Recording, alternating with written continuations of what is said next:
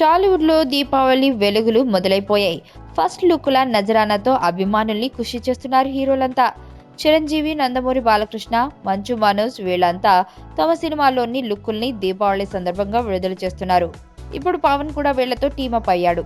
పవన్ కళ్యాణ్ నటిస్తున్న తాజా చిత్రం కాటమరాయుడు. డాలీ దర్శకత్వం వహిస్తున్న ఈ చిత్రంలో శృతి హాసన్ కథానాయికగా నటిస్తుంది. శరత్ మరార్ నిర్మాత. కాటమరాయుడులోని ఫస్ట్ లుక్ ని విడుదల చేసింది. దీపావళి సంబరాల్ని గుర్తు చేస్తూ పవన్, శృతి దీపాలు వెలిగిస్తున్నారు. లుక్ మరి కేక పెట్టించలేదు, కానీ దీపావళి కదా, దానికి తగ్గట్టుగా ట్రెడిషనల్ గా ఉంది. గత 2 రోజుల నుంచి కాటమరాయుడు సినిమా వార్తల్లో వినిపిస్తూనే ఉంది.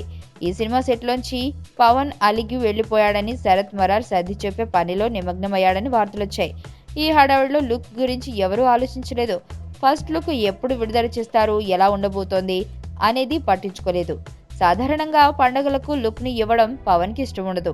అందుకే కాటమరాయుడు లుక్ గురించి ఎవరూ ఆలోచించలేదు. అలాంటప్పుడు సడన్ సర్ప్రైజ్ ఇచ్చాడు పవన్. లుక్ ఎలా ఉన్నా అందులో పవన్ ఉన్నాడు కాబట్టి ఫ్యాన్స్ ఫుల్ ఖుషి.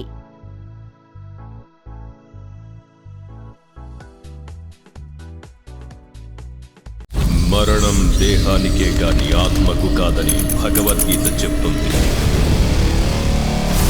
మనిషి బరువెంతున్న మరణానంతరం 21 గ్రాములు తగ్గుతుందని సైన్స్ చెబుతుంది. అంటే ఆ 21 గ్రామ్స్ బరువు